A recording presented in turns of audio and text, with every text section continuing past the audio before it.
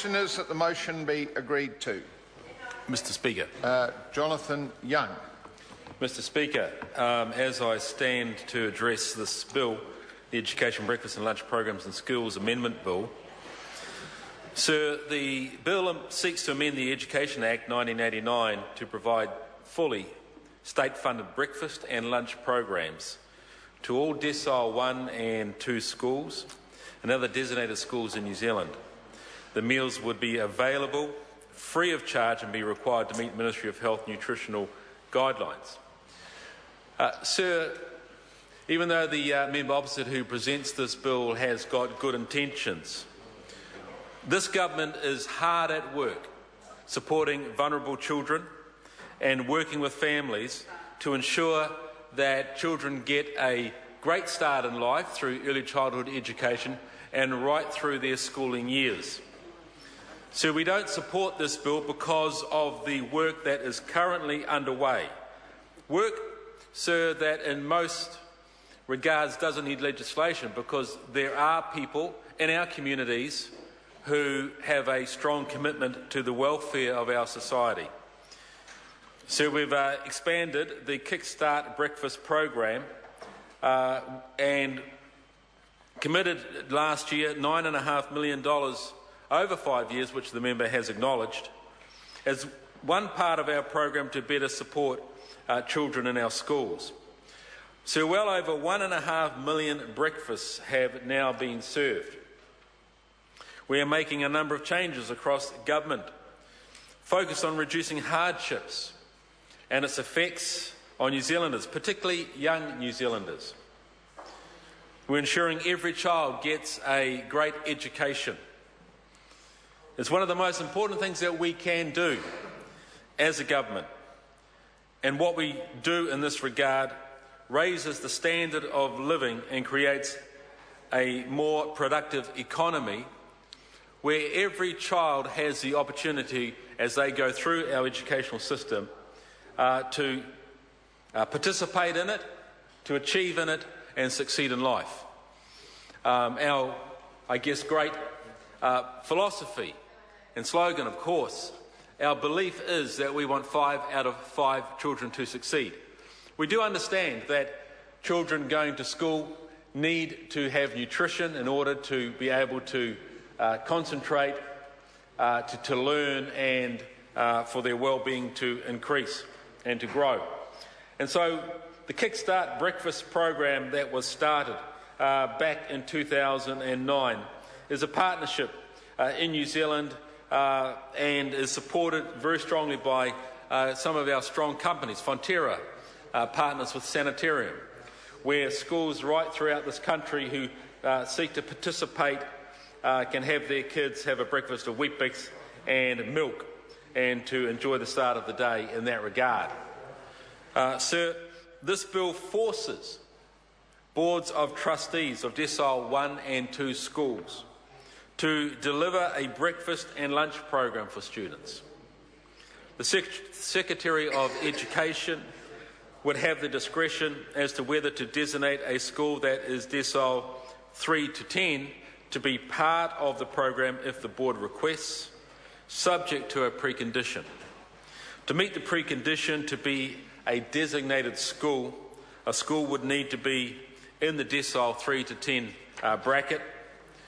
They would need to have an enrolment scheme and therefore a zone, be taking a significant number of out-of-zone students, which should not be happening in any zone school if the zone is set correctly. And these out-of-zone children would need to come from catchments of Decile 1 or 2 schools. The bill requires the Ministry of Education, in conjunction with the Ministry of Health, to conduct annual monitoring of the programs. It also requires a review to be reported to the Minister and Parliament within 3 years.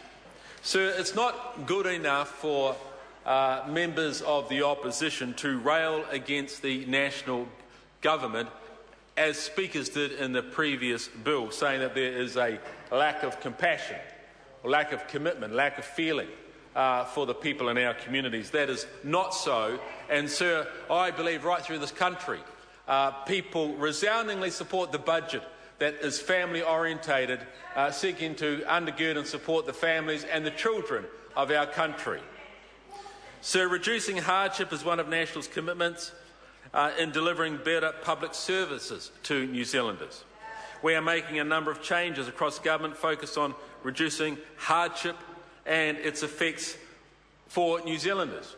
We would remember the statements of the Minister of Finance protecting people from the harsh edges of recession during all those very difficult years. This government supported New Zealanders, and at the expense of every New Zealander, this government took on debt to ensure that vulnerable people in this country were cared for and protected and supported. We are investing significantly, sir, in supporting New Zealanders off welfare and into work, because that is the single most important step households can take to help themselves. A particular focus is on addressing the hardship that vulnerable children face so that they can be set on the pathway to a better future. One of the, I believe, more significant pieces of legislation that this government has brought through the House is the Vulnerable Children and Children's Action Plan through that piece of legislation. So it's easy to see, it's plain to see, in fact, sir, that this government is very committed to the well-being of our communities. Sir, the Kickstart program is a fantastic program, and it also incorporates not only the support of government, but it has a strong degree of corporate social responsibility, something that we do applaud and we encourage companies that do succeed in our country to be able to contribute to its well-being. Not all poor children attend Decile 1 and 2 schools.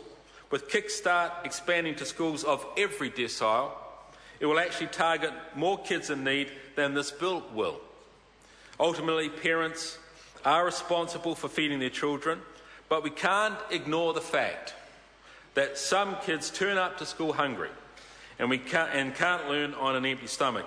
That's why this is not just about government, but includes community, non-government organisations and business partners who get out there with breakfast clubs at times every day of the week in our schools to support those kids. We all have a shared responsibility for children. It's not good enough just to put some legislation through. What we want to see is our communities all step up, and we are seeing that, sir.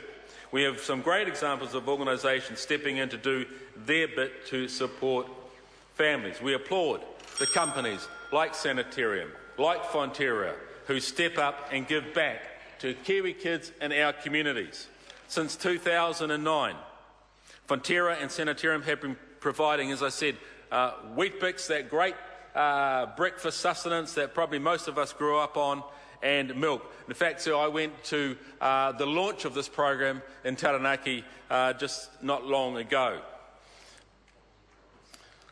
So last year, Kickstart was expanded to be available 5 days a week in Decile 1 to 4 primary schools.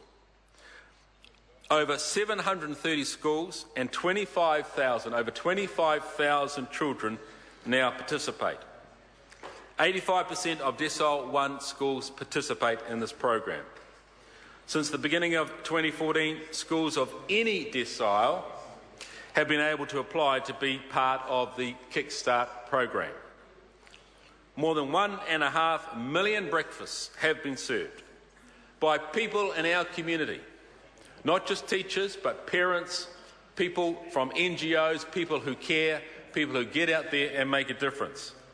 So what we also do, we provide fruit in schools. We have a fruit in schools scheme available to all Decile 1 and 2 primary and intermediate schools, resulting in about 97,000 students receiving a piece of fruit each day, and we fund it with $174 million a year.